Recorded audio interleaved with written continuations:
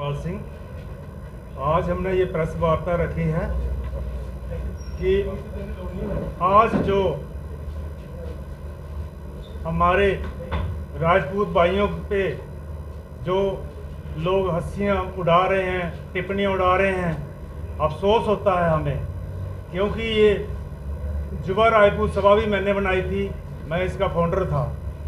और अफसोस है कि आज उनका ये मजाक बनाया जा रहा है। लेकिन मैंने जिस वक्त छोड़ी थी, जब हमने ये सभा बनाई थी, उस वक्त हमने एक कानून इसमें बनाया था कि कोई भी पॉलिटिकल बंदा प्रेसिडेंट और चेयरमैन नहीं बनेगा। और जब हमारा पहला प्रेसिडेंट बनाया था, जब हमने सुरेंद्र सिंह गिल्ली को, तो उसके बाद दूसरा प्रेसिडेंट का जब टर्नल आया तो दूसरा प्रेसिडेंट इन्होंने उसका नाम उठाया राजवीर सिंह, जो कांग्रेस में था। वहाँ मैंने एक चिन्ह उठाया कि हमने ये कानून बनाया था इसमें कि कोई राजनीतिक आदमी हम प्रेसिडेंट नहीं बनाएंगे। तो उस वक्त जो हमारे बनाने वाले हम 5 लोग थे, और वो 4 लोग भी यही कहने लगे कि नहीं मना साहब, सभा चलानी है, ये चीज़ें नहीं चलानी पड़ेंगी हमें।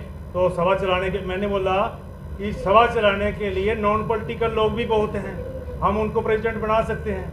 लेकिन नहीं, उस वक्त इन लोगों ने मेरी बात नहीं मानी। फिर मैंने सभा से किनारा कर लिया था और उसका नतीजा आज ये भोग रहे हैं। आज वही सभा पूरी राजनीति बनी हुई है और हमारे लोगों पे आज मुझे अफसोस है इस बात का, ऐसा नहीं होना चाहिए था। इसीलिए मैंने ऑल इंडिया राजपूत एकता मंच बनाया था, जो राजपूतों के हित में बात करे, राजपूतों के हित के लिए चले।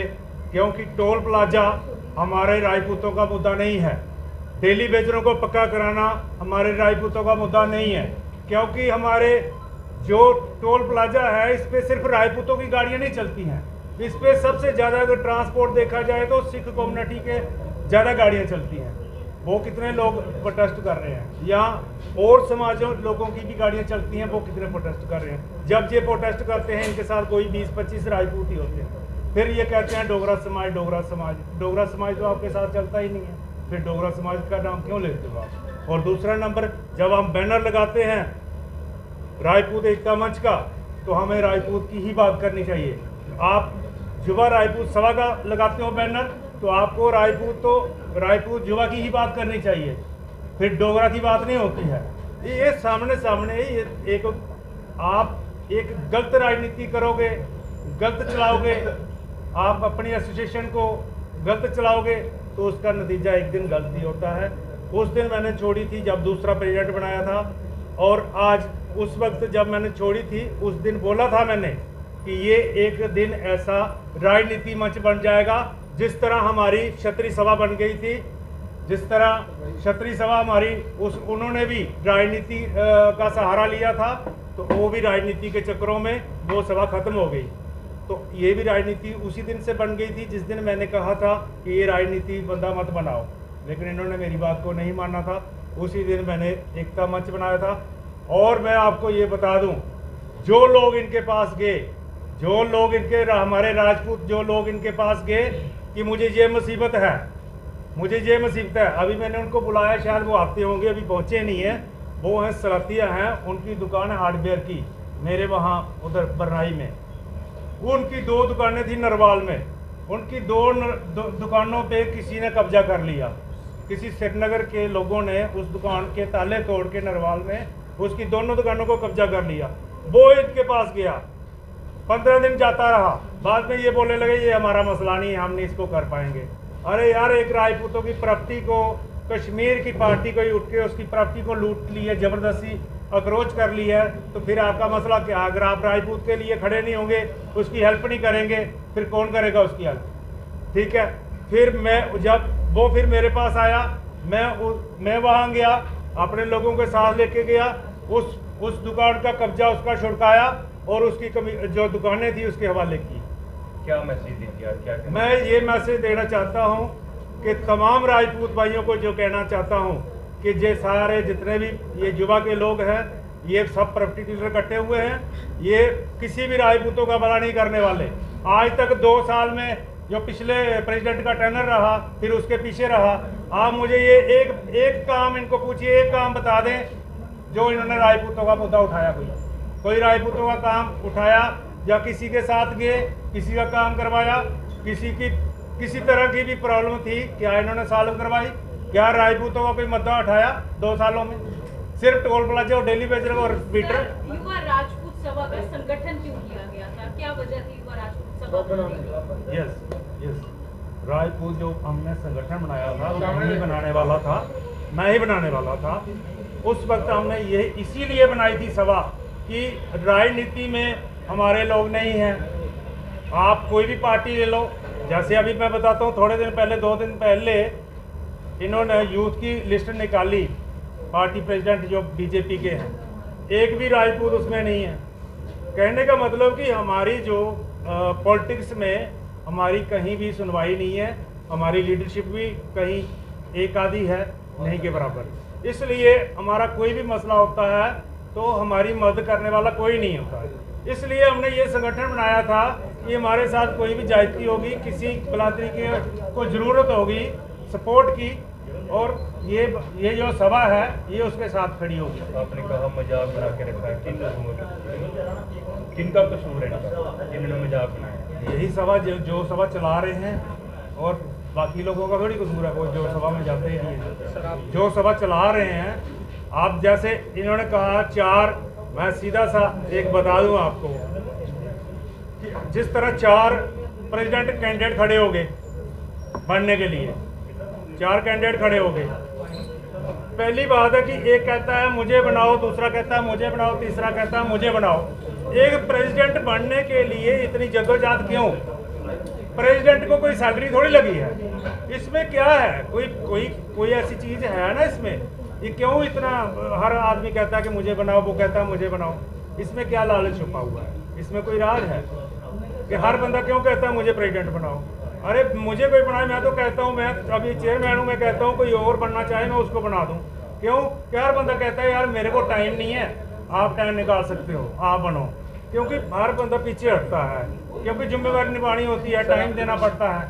तो इसलिए जिस तरह ये 4 बने थे तो चेयरमैन का काम था एक पर्ची बनाते चारों की, और पर्ची को एक पर्ची निकालते जिसका नाम होता उसको प्रेसिडेंट घोषित करते। आपने कहा कि आपका राजनीति में कोई बंदा नहीं है, डिप्टी सीएम तो है, वो भी तो राजपूत है। कौन सा डिप्टी सीएम? सुरेंद्र चौधरी जो है, अब मैं कह रहा हूँ ना कि एक आधा होता है हमारा, एक आधा होता है। की सरकार वो सुरेंद्र चौधरी में मनास था, डिस्ट्रिक्ट प्रेसिडेंट मनास था पीडीपी का। अरे मैं वही बता रहा हूँ कि हमारा कोई एक आधा होता है पार्टी में, ये नहीं मैं कह रहा हूँ कि होता नहीं है, होता है, एक आधा होता है, लेकिन उसकी वो बोल नहीं पाएगा। अगर बोलेगा भी तो उसका कोई वजूद नहीं है। इन लोगों से बात करने की कोशिश की जिसमें विवाद चल रहा है, 2 गुट बन चुके हैं युवा राजपूत सभा के, क्योंकि आप फाउंडर मेंबर, आपने कहा मैंने ही नींव रखी थी जिसकी वजह से संगठन बना था, जिस माध्यम से जिस लक्ष्य को लेकर बना था, आपने कहा उस लक्ष्य पर नहीं चल रहे। क्या वाकई लग रहा है कि अब एक राजनीति का अखाड़ा बन चुका है युवा राजपूत सभा? बिल्कुल, आपने बिल्कुल अच्छा पूछा। ये राजनीति का अखाड़ा उसी दिन बन गया था जिस दिन मैंने सभा छोड़ी थी, जिस दिन मैंने कहा कि ये राजनीतिक प्रेसिडेंट मत बनाओ, ये पॉलिटिकल बंदा है, इसको प्रेसिडेंट मत बनाओ। मेरा एक सवाल रहेगा, क्या लगता है कि सर क्या पॉलिटिकल बंदा मत बनाओ प्रेसिडेंट, और इन्होंने मेरी बात नहीं मानी, इन्होंने उसी को बनाया पॉलिटिकल को, आज उसका ख्वाजा भोग रहे हैं। आज देख लो, राजपूत सभा एक बार फिर से जो है वो टूटेगी। अगर राजनीति कर रही है युवा राजपूत सभा, तो क्या फिर से एक बार इसके टूटने का वक्त आ चुका है? नेचुरली कोई भी गलत सीढ़ी पे चलता है तो एक दिन उसको गिरना ही है। सर राजनीति पार्टियां भारी पड़ रही है इस समय युवा राजपूत सभा? नेचुरली ये सारा अखाड़ा जो है, ये जितना भी अखाड़ा है ये राजनीति से ताल्लुक रखता है। और यशपाल जी एक सवाल आपसे करना चाहूँगा, जिस तरह आपका मंच है राजपूत एकता मंच, क्या इसमें हम ये मान के चले जो आपने कहा कि इसमें राजपूतों की आवाज़ ही सिर्फ जो है उठानी चाहिए, तो आपको लगता है युवा राजपूत सभा जो जम्मू की आवाज़ बन रही थी, जिसको ये कहा जा रहा था कि जम्मू की आवाज़ है, उन्होंने राजपूत कम्युनिटी का नाम ना कर जम्मू की आवाज़ उठाने में अपने राजपूत कम्युनिटी का जो वेलफेयर करना चाहते थे वो नहीं कर पाए? एक्चुअली बात ऐसी है कि मैं पहले दिन से जिस दिन से ये मंच बनाया था, मैं तमाम आपके माध्यम से मैंने हर बार यही बोला राजपूतों को कि इस मंच के साथ जुड़िए। यही मंच है जो राजपूतों की बात रखता है और राजपूतों की मुसीबत के साथ खड़ा होता है। लेकिन हमारे आप जैसे आपने कल भी देखा कि अब मैंने ऐसे ऐसे लोगों के चेहरे वहाँ देखे जो कभी मैंने सभा में देखे ही नहीं थे। मैंने कहा कि अगर आप अच्छे काम के लिए अच्छी सभा के साथ जुड़ जाओ तो आपका भी भला हो जाएगा, बाकी राजपूतों का भी भला हो जाएगा और सभा भी अच्छी चलेगी।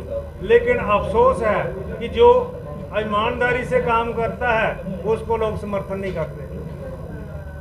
मैंने ये मंच कितनी देर से बनाया है लेकिन लोग इसमें समर्थन नहीं करते हैं। अगर लोग इसमें समर्थन करें, मैं आपको बताता हूँ कि हमारे राजपूतों के बहुत सारे मसले हैं। हमारी ज़मीनों को लूटा गया, तब राजपूत चुप करके बैठे, तब भी नहीं बोले। फिर हमारे ऊपर एक जेडीए डिपार्टमेंट बनाया गया। जेडीए डिपार्टमेंट जो है, जितनी कॉलोनियाँ बनी हैं सब राजपूतों की ज़मीनों पे बनी हैं, तब भी कोई राजपूत नहीं बोला। और मैं कह रहा हूँ कि आज इतना है कि हमारे बच्चों के लिए एक नौकरी नहीं है, जबकि पूरी जम्मू कश्मीर जितनी भी स्टेट है ये सारी हमारी बुजुर्गों की ज़मीन है। और हमें इस जम्मू कश्मीर में हमारे बच्चे के लिए एक नौकरी नहीं है। इसलिए हम चाहते हैं कि हमारा सारा समाज इकट्ठे हो। हमें बहुत सारी लड़ाइयाँ लड़नी हैं, हमें बहुत सारे बड़े सारे मुद्दे हैं हमारे राजपूतों के।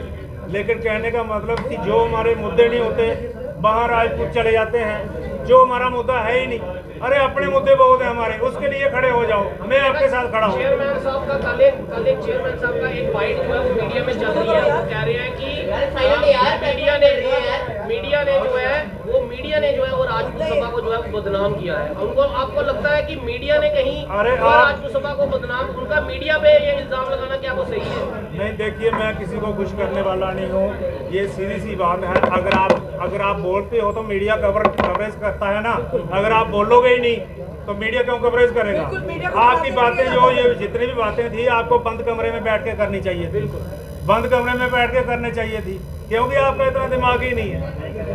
अगर घर में आप कहते हो हमारा परिवार है, घर है, तो बिल्कुल घर है, परिवार है, लेकिन उस परिवार को बाहर सड़क पे नहीं लाया जाता। उसका मसला अपने अंदर में ही मुकाया, अपने घर के अंदर में ही मुकाया जाता है। मीडिया के सामने आप खुद आते हो या मीडिया आपको बिन बुलाए आती है? बिल्कुल